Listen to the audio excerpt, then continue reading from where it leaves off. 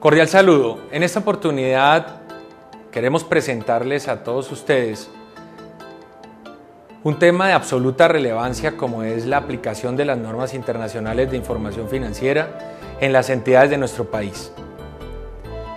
Particularmente porque en la actualidad alrededor de este tema existe una cantidad de mitos y hay una cantidad de información que se ha venido enfrentando por interpretaciones que hacen unos y otros. Esperamos entonces con esta charla poderles dar una guía que corresponda a la realidad tanto de la normatividad legal vigente como de la normatividad que corresponde al ente emisor en Inglaterra. El primer mito es ese. Cada vez que hablamos de normas internacionales de información financiera, estamos haciendo referencia o pensamos que estamos haciendo referencia a una norma que se produce en Estados Unidos. No, señores, esto es un modelo que se ha gestado, que se ha creado y que es emitido en Inglaterra. Es un modelo europeo.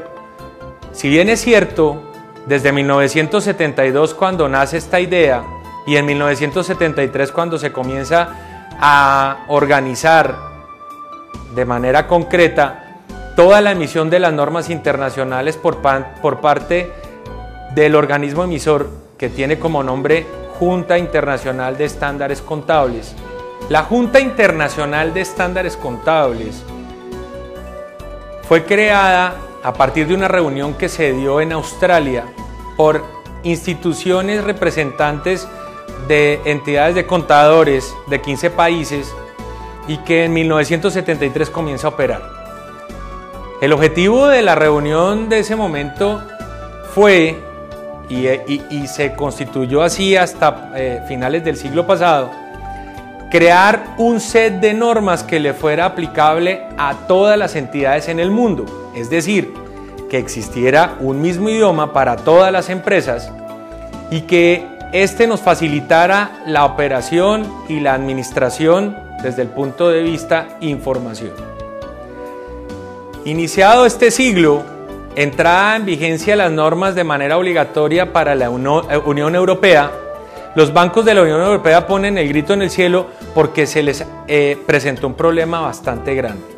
Era que todos estaban aplicando ese set de normas que hasta ese momento se había emitido y que como su ámbito de aplicación estaba dado para las empresas públicas.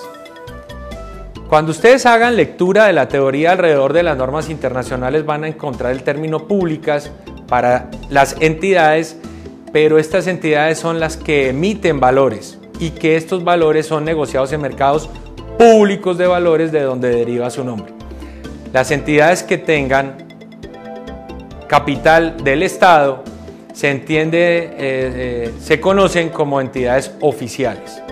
Ahora bien, ese mito también está en Europa, que las normas internacionales son solo aplicables para entes públicos, para entes, como llamaríamos en Colombia, grandes contribuyentes, entidades muy grandes y que eso no nos aplica a todo el mundo. Pues ese mito llevó a que los bancos tuvieran que solicitarle a la Junta Internacional se emitiese un estándar para entidades que no fueran públicas y adicionalmente que tuvieran un tamaño inferior porque hasta ese momento no tenían cómo medir el riesgo crediticio, ya que todo el resto de empresas que no eran públicas en ese momento en Europa no estaban aplicando las normas internacionales de información financiera, sino los principios de contabilidad de cada país.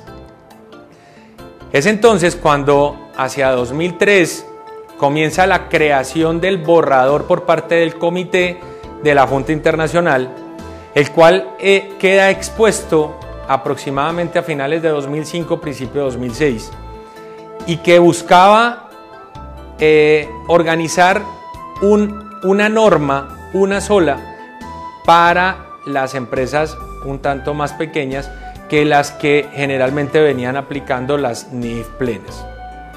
Aquí hay otro mito que espero con este comentario resolverlo. Se piensa que las normas internacionales plenas, las IFRS Full por sus siglas en inglés, son solo aplicables para empresas gigantes, para empresas que cotizan en bolsa.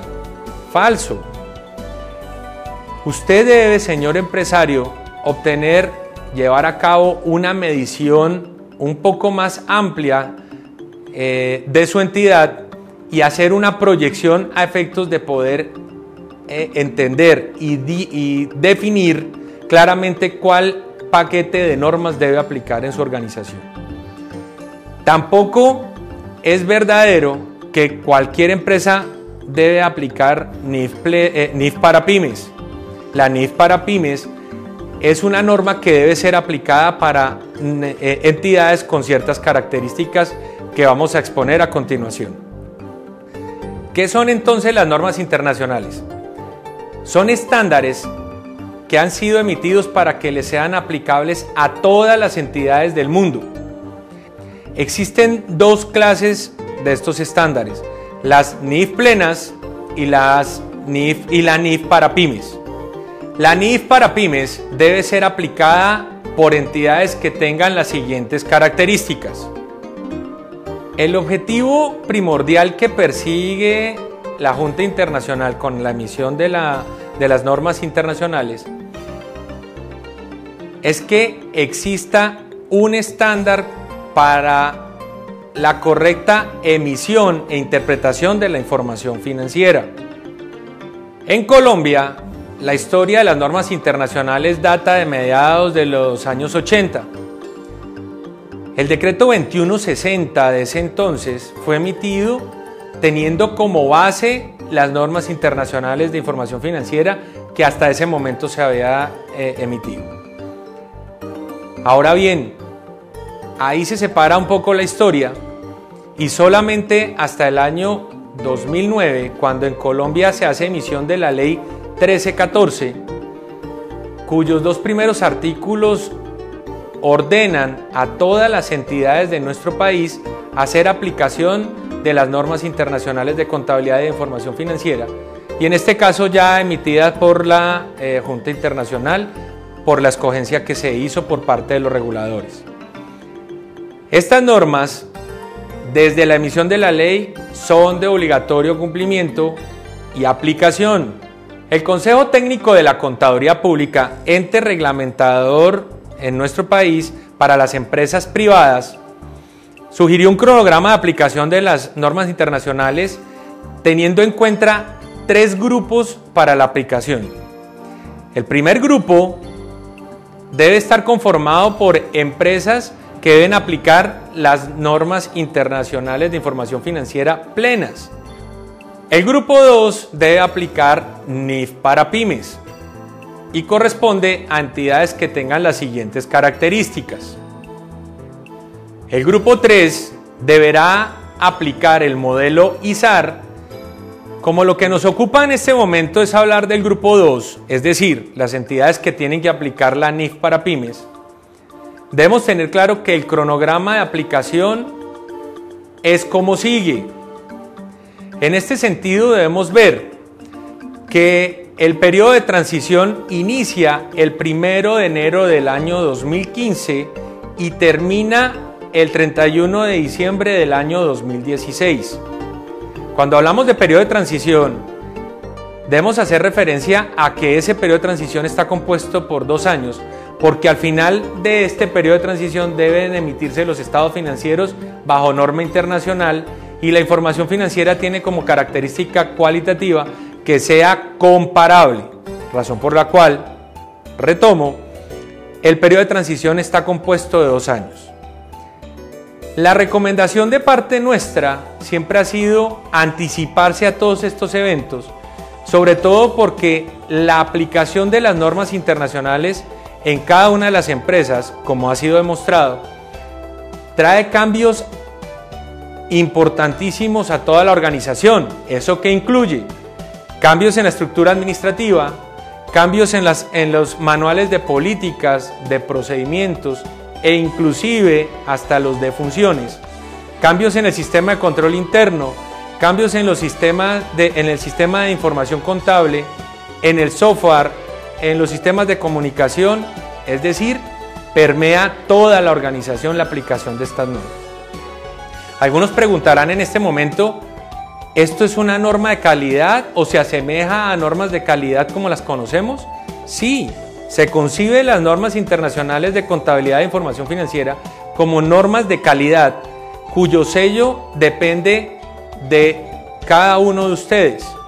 Me explico. El sello de calidad que tiene la información financiera que emite cada norma corresponderá a la firma que hacen de la información financiera, de los estados financieros, el representante legal, el contador y de tener por obligación revisor fiscal esa firma. Esta información, este sello, se validará año a año.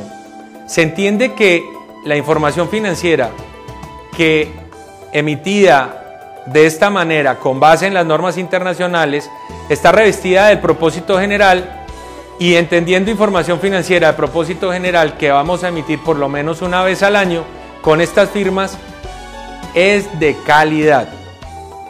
A este respecto vale la pena en este momento incluir una información que es de vital importancia y que corresponde a la legislación nacional. Hago referencia a la Ley 222 y particularmente los artículos 22 y 23 de esta norma. ¿Quiénes son administradores? Se entiende que son administradores todos los miembros de la Junta Directiva, Consejo de Administración o quien haga sus veces, incluye los suplentes. El representante legal, liquidador, factor o quien haga sus veces, también con sus suplentes, y todo el grupo directivo que apoya la gestión del representante legal. Todos ellos son administradores y adicionalmente tienen unas funciones que están claramente definidas en el artículo 23.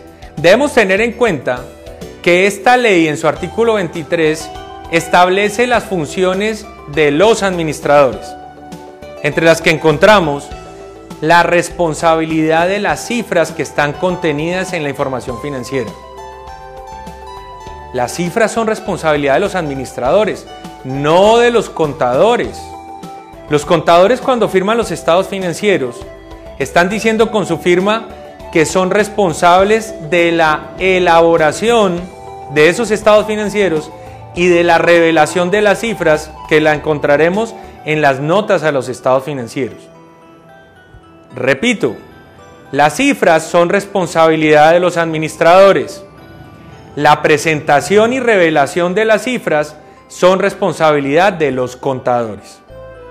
Ahora bien, la responsabilidad del revisor fiscal es la auditoría de las cifras. El resultado de esa auditoría la vamos a encontrar en un dictamen y en la opinión que ellos emitan. Los artículos 37 y 38 de la misma ley hace referencia a los estados financieros certificados y dictaminados. La certificación se entiende, y hablo de norma internacional, adicionalmente a un documento que debe acompañar todo el paquete completo de información financiera que está suscrito por el administrador representante legal y el contador que elaboró presenta los estados financieros. Esa certificación debe acompañar los 4 estados financieros que deben ser emitidos por la entidad a partir de las normas internacionales. A partir de la información que acabamos de entregar, señor empresario, señor representante legal, debe tener usted muy claro que su contador no es responsable de las cifras. Las cifras que están contenidas en los estados financieros son su responsabilidad. Con base en ello, me voy a remitir a algo que tiene que ver con la aplicación y que es el eje central de la implementación de las normas internacionales en su empresa. Ese es la elaboración de un documento que tiene como nombre Manual de Políticas Contables y Financieras. Ese manual tampoco es responsabilidad del contador. Si usted, administrador, es responsable de las cifras, usted es el responsable de la elaboración de la política con la que se van a construir las cifras. A partir de esta explicación vamos a resolver otro mito. Efectivamente, las normas internacionales de información financiera no son un tema contable, netamente. Son un tema administrativo y financiero que le atañe a la administración, que es de responsabilidad total de los administradores, no de su contador, no de su contable. Usted, señor empresario, usted, administrador de su empresa, es responsable de la aplicación y de las políticas de la información financiera y contable de su organización.